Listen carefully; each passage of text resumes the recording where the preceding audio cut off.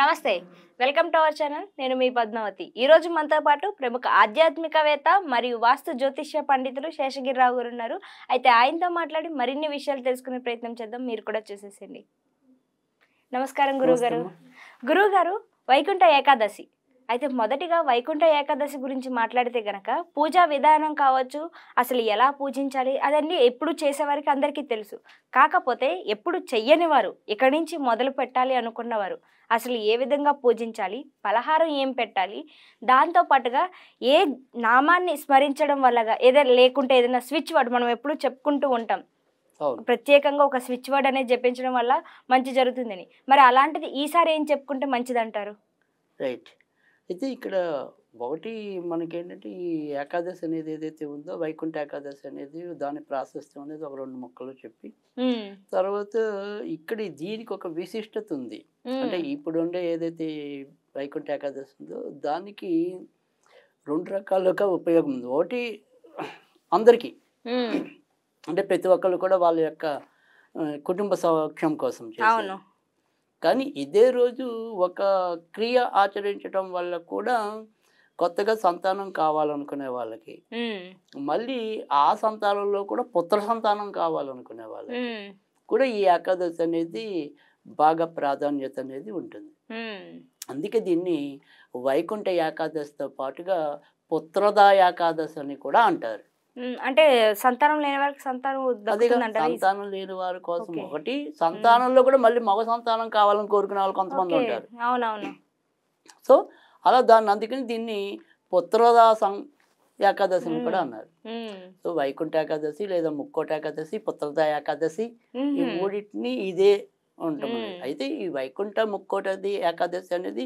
పుష్యమాసంలో కూడా వస్తాయి ఇప్పుడు వచ్చే పుష్యమాసంలో వస్తాయి అంతకితం ధనుర్మాసంలో కూడా వస్తాయి అంటే మార్గశిరంలోకి పడతాయి అనుకోండి ఈ రెండింటిని కూడా మనం వైకుంఠ ఏకాదశులు 2 సార్లుగా చెప్పడం అనేది ఉంటుంది ఎందుకంటే ధనుర్మాసం అంతా కూడా విష్ణువుని పూజిస్తూ వస్తాం కాబట్టి అక్కడ దీన్ని వైకుంఠ ఏకాదశిగా పేర్కొన్నారు కానీ అసలు ఇప్పుడు అందరూ చేసుకునేది ముఖ్యంగా తెలుగునాట ఎక్కువగా చేసుకునేది అయితే కనుక ఇప్పుడు వచ్చే ఏకాదశిని ఎక్కువ మంది చేసుకోవటం అనేది ఉంటుంది కనుక ఇది 10వ తారీఖు మనకి రావటం అనేది ఉంది ముందు రోజు సాయంకాలంకి వచ్చేప్పటికంటే మధ్యాహ్నం నుంచే మనకి ఏకాదశి బిగిన్ అవుతుంది సో ఈ ఏకాదశి ఉపవాసాలు ఉండే వాళ్ళు అయితే కనుక కొద్దిగా ముందు రోజు చేసుకోవటం అనేది అంటే 9వ తారీఖు చేసుకోవటం అనేది మంచిది కానీ అందరూ చేసుకునేది అయితే 10వ తారీఖు సూర్యోదయానికి ఉంటుంది తర్వాత ముఖ్యంగా వైష్ణవులకి ఏంటంటే ఎప్పుడు కూడా ఏకాదశి ద్వాదశి కలిసి వచ్చింది వాళ్ళకి చాలా ప్రాధాన్యత సో అందుకని ఆ 2 వచ్చింది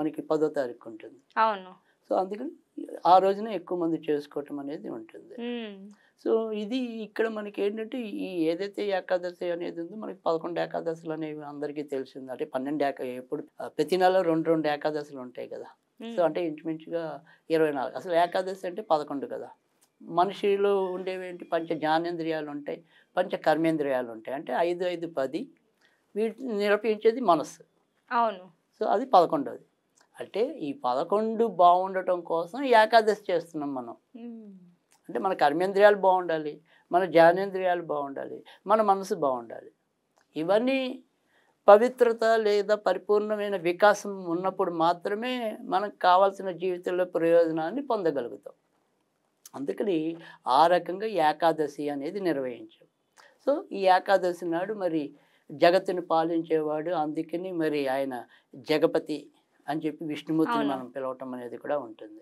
అందుకని ఆ విష్ణు ఆరాధనే మనకి ఏకాదశిలో ఎక్కువ ప్రాధాన్యత సంతరించుకుంది సరే ఇప్పుడు ఏదైతే ఉందో మనం ఉత్తరాయణం అంటాం ఇక్కడి నుంచి ఉత్తరాయణం అంటుంది ఉత్తర ద్వారాలు తెరుచుకుంటాయని అంటే విష్ణుమూర్తిని ఒకానొక సందర్భంలో మరి దేవతలందరూ కూడా ముక్కోటి దేవతలు అందుకని ముక్కోటి ఏకాదశి అయింది సో ఆ దేవతలందరూ కూడా విష్ణువు లేచి ఉండేదాకా వేచి ఉండి ఆయన దర్శనం చేసుకునేది ఉత్తర ద్వారం ద్వారా అందుకని ఈ ఉత్తర ద్వారం అనేది ప్రాధాన్యత తర్వాత 2వది వచ్చేప్పటికి ఏంటంటే ఇక్కడి నుంచి దేవతలకి పగటి కాలం బిగిన్ అవుతుంది అంతకితం ఉండేది ఏదైతే దక్షిణాయనం అంటామో అది వాళ్ళకి నిద్రపోయేది అందుకని ఇక్కడి నుంచి శుభకార్యాలు ఎక్కువగా చేసుకోవటం అనేది దేవతా కార్యాలు ఎక్కువ చేసుకోవటం అనేది అనేక గుళ్ళల్లో మరి కళ్యాణోత్సవాలు చేసుకోవటం అనేది ఇప్పుడు తిరుపతిలో కూడా బ్రహ్మాండమైన సంరంభం ఉంటుంది ఈ ముక్కోటి ఏకాదశికి అది రైట్ అయితే ఈ ఏకాదశి కొత్తగా చేసుకునే వాళ్ళు ఎవరైనా సరే ఏకాదశి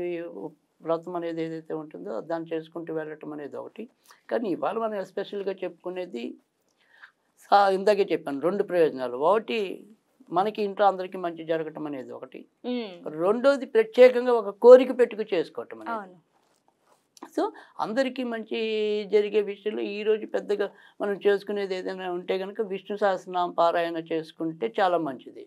సో విష్ణు సహస్రనామ పారాయణ ఒకవేళ మనం చేసుకోలేకపోతే ఈరోజు నారాయణ గాయత్రిని అంటే ఓం నారాయణాయ విద్మహే వాసుదేవాయ ధీమహి తన్నో విష్ణు ప్రచోదయాత్ దీన్ని ఎవరికి వీలైనన్ని సార్లు పఠించేసి విష్ణుమూర్తికి ఈరోజు వడపప్పు పానకము తేనె నివేదన చేస్తే మంచిది. ఇది అందరూ చేసే పద్ధతి. కానీ మనం ఇవాళ చెప్తుంది ఏంటంటే ఇది పుత్రద ఏకాదశికి అక్కడ కాబట్టి సంతానం అనేది కూడా చాలామంది ఎదుర్కొంటున్న ఒక సమస్య కాబట్టి లేదు అందులో కూడా పుత్ర సంతానం కావాలని కోరుకునే వాళ్ళు కూడా కొంతమంది ఉంటారు.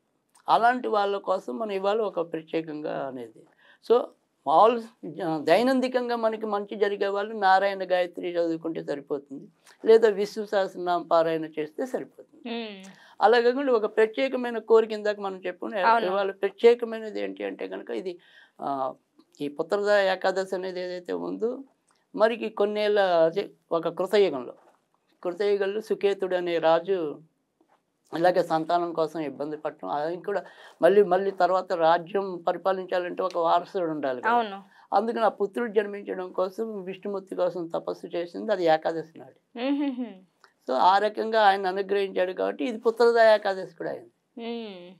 సో అందుకని అలా ఎలాగైతే ఒక రాజు ప్రయోజనాన్ని పొందాడో అదే విధంగా మనం ఈరోజు ఈ ఏకాదశి నిర్వహించి సంతానం కావాలనుకునే వాళ్ళకి సంతానం, పుత్ర సంతానం కావాలనుకునే వాళ్ళకి పుత్ర సంతానం లభిస్తాయి. ఇది ఎలా చేసుకోవాలి అంటే కనుక ఈరోజు మనం చేసుకోవాల్సింది ఏంటి అంటే కనుక ఎలాగో విష్ణుమూర్తి ఫోటోనో వెంకటేశ్వర ఫోటోనో ఏదో ఒకటి ఉంటే చాలు. సో విష్ణుమూర్తి ఎస్పెషల్లీ లేకపోయినా సాధారణంగా వెంకటేశ్వర ఫోటోలు అయితే అందరి ఇళ్ళలో ఉంటాయి. సో అందుకని ఆ వెంకటేశ్వర ఫోటో ఒకటి పెట్టుకోవాలి. ఇప్పుడు నేను ఏదైతే ఒక చిన్న మంత్రం చెప్తాను ఆ మంత్రాన్ని ఈ రోజు నుంచి మొదలెట్టి ఈ రోజు నుంచే ఎందుకంటే మరి ఈ రోజే కదా దానికి అనువైన దినం. అవును. సో అందుకని ఈ రోజు నుంచి మొదలెట్టి ఒక 40 రోజులు లేదా 60 రోజులు చేయాలి. మొదలెడతాం మటుకు ఈ రోజే మొదలెట్టాలి. సరే ఒకవేళ ఈ రోజు కుదరకపోతే ఎప్పుడైనా ఏకాదశి నాడే మొదలెట్టాలి. కాదు ఇది ఎస్పెషల్లీ సంతానం కోసము ఇది సంతానానికి సంబంధించిన ఏకాదశి కాబట్టి ఈ రోజు అయితే బహుశ్రేష్టము. అవును. సో ఇంకా మిగతా ఏకాదశుల్లో ఎప్పుడు ఇంకా తర్వాత వాళ్ళ ఇష్టం అనేది. సో ఆ రకంగా మాత్రం చేసుకోవాలి. ఎప్పుడైనా సరే ఇది 40 నుంచి 60 రోజులు చేయాలి. ఏం చేయాలి అంటే కనుక ఇప్పుడు నేను ఏదైతే చిన్న మంత్రం చెప్తానో ఆ మంత్రం పఠిస్తే చాలు. ఓకే.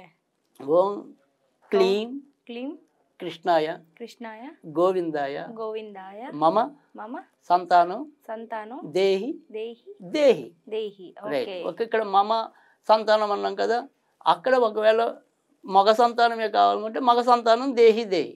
ఓకే.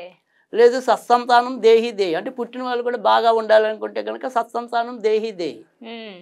సో ఈ మూడిట్లో ఏదనుకుంటే అనుకోవచ్చు వాళ్ళు. ఓం క్లీం కృష్ణాయ గోవిందాయ మమ పుత్ర సంతానం దేహి దేహి, లేదా మమ సత్సంతానం దేహి దేహి, లేదా మమ సంతానం దేహి దేహి. రైట్. అంతే. ఓకే. ఇది రోజుకి 54 సార్లు కనీసం 108 సార్లు చదివితే మహద్భాగ్యం. ఓకే.